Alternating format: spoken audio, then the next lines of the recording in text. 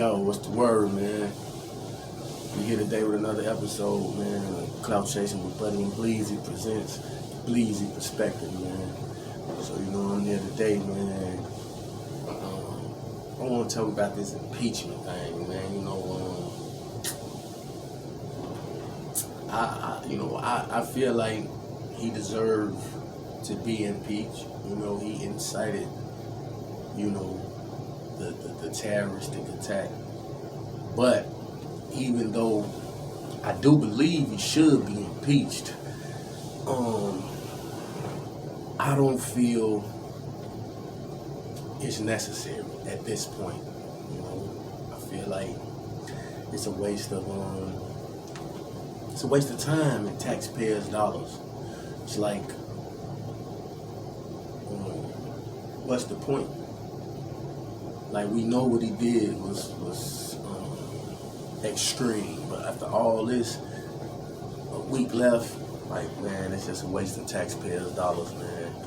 And I just feel like the only reason that Democrats really so hell-bent on impeaching him at this moment is because they want to make it to the point where he cannot run for another political seat, whether it's president, vice president, governor, Senate, anything. He can't run for another seat because he's been impeached twice, which to me indicates that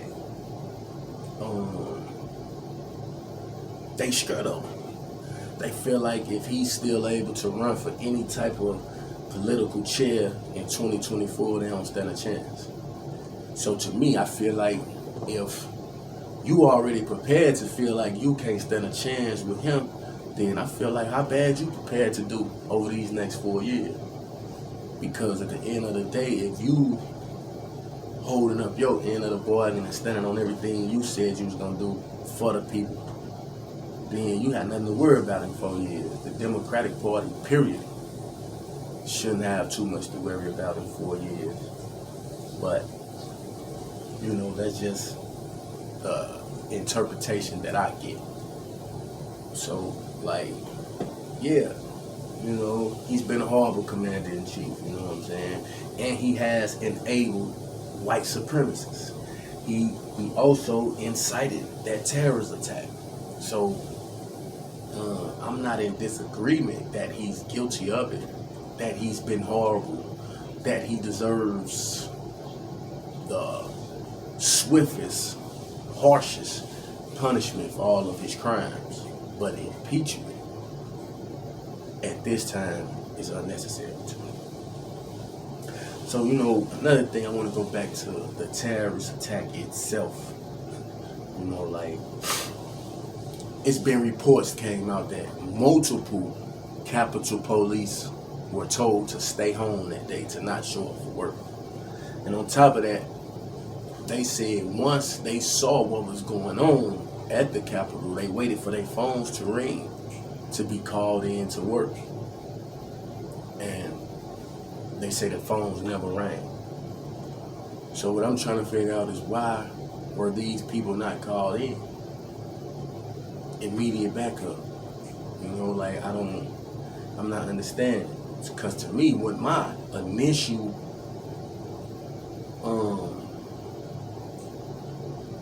understanding was from the videos that I've seen, when you see most of the time when they was trying to break a barricade or force their way through, it was black officers trying to hold them back. So me personally, what I took that as was the superior officers scheduled all of the black folks to work under the impression that those white people would kill those officers. So now that you hear that the other officers were told not to come in and wasn't even called to come back those people up, then I feel like I'm kind of on the right track. So I just don't get that, you know what I'm saying? Like, how do you not call for backup, call your other officers in?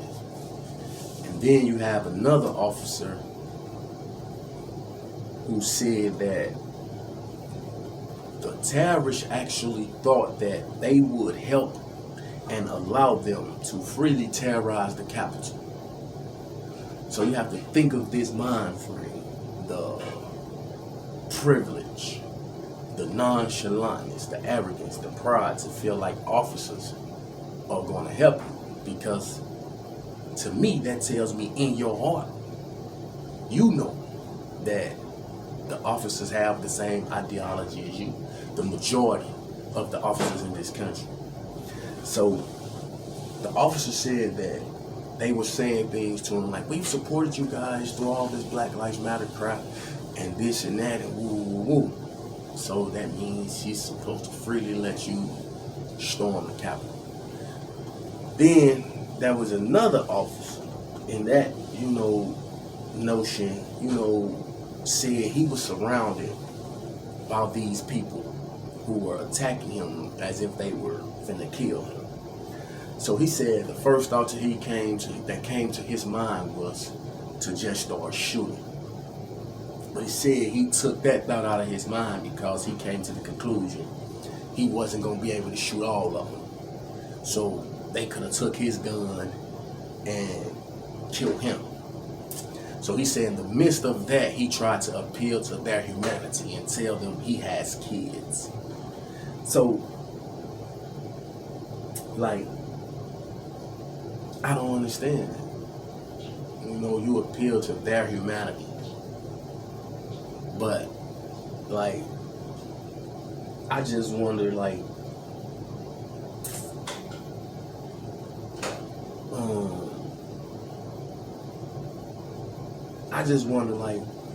would he have had so many rational thoughts if those was black people? You know what I'm saying? Would he have even viewed black people to have any humanity? Like, and would he have been concerned with the fact that these black people have kids too? Meaning, if they were protesting or if they were performing a terroristic act, would you think they were humane? Would you care if they had kids? Would your humanity kick in? Would you have been so cautious to analyze the situation before you start shooting? Or would you have thought, oh, you're going to be ravaged by this pack of niggas with no hesitation? See, that's my biggest thing with it, the amount of restraint everybody showed. They're so glad they was able to restrain themselves. They so rational when it's a bunch of white faces in their face. But when it's black people who just watch it, standing there, they ain't rational at all. So I just don't get that. I'm the type of person, I'm not into being rational with people who's out to harm me anyway. Like, there's no sympathy, so I'm not getting that, the rationality and, oh, if I shoot, they might take my gun. But you ain't got enough bullets for all of them anyway. So when they take your gun after you unloaded your clip, only thing they can do with it is beat you with it. I mean, if we're analyzing it in that notion. Because I guaranteed you, if those was black people, men, women, children, if it was a black puppy, you would have used your firearm. So, I don't dig that. So, I want to move from that into a little sports. This is about Mike Tomlin. And for years, I was a fan of Tomlin. I felt like he was a leader of men, strong young black coach. But as things go forward and go on, as I keep seeing things in certain instances, I kind of see he's not really a black man, for lack of better words. Like, he's not really for us, from my opinion. Secondly, I just feel like he allows star players to get away with just absolutely too much. Like, they were allowed to do so many things that other teammates or other teams wouldn't allow their star players to do. So that goes out the window where I thought he was a leader of men. So then I feel like he chose Big Ben over Antonio Brown and Le'Veon Bell. First and foremost, Big Ben older than both of them. He was consistently hurt, and for the things that Antonio Brown, was released, traded, or whatever for, Big Ben had 2 rape cases. I don't see you cutting him, releasing him, trading him, none of that. So like I just didn't really agree with that. And I feel like the quarterback gets way too much credit, because if every time you throw the ball, the receivers don't open their hands, how you gonna complete a pass? If the running back don't run the ball or run out the backfield and catch it, how do you get your numbers? How do you make your check? So I feel like I'll take 2 players over one, personally. And then they started the season 11-0. They finished 1-5 while averaging like 50-something rush yards. So it's time for Mike Tomlin to go, man. You've had first round after first round playoff exit. A couple seasons where you didn't make the playoffs, so I give it to you. You do have a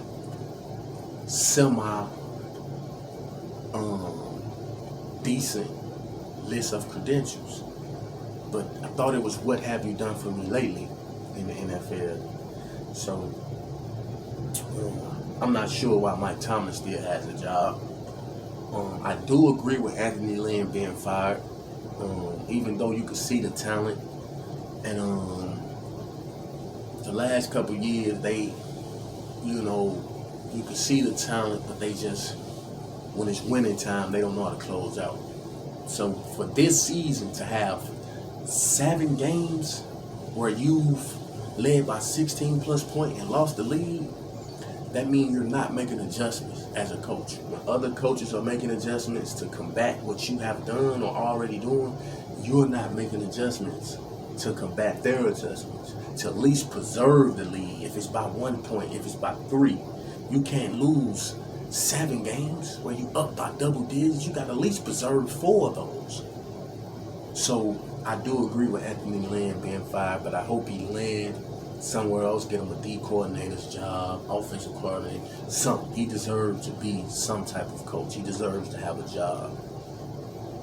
But I think he deserves to lose that job. Like, McCarthy should be out of the job.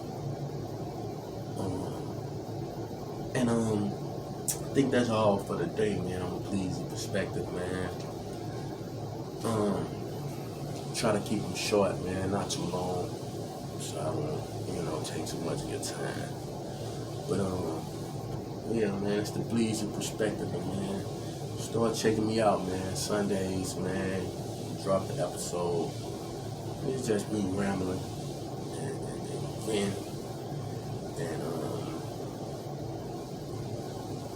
getting things that irritate me off my mind. So, it's your boy BLEEZY, man, signing out, man. The BLEEZY Perspective. 1.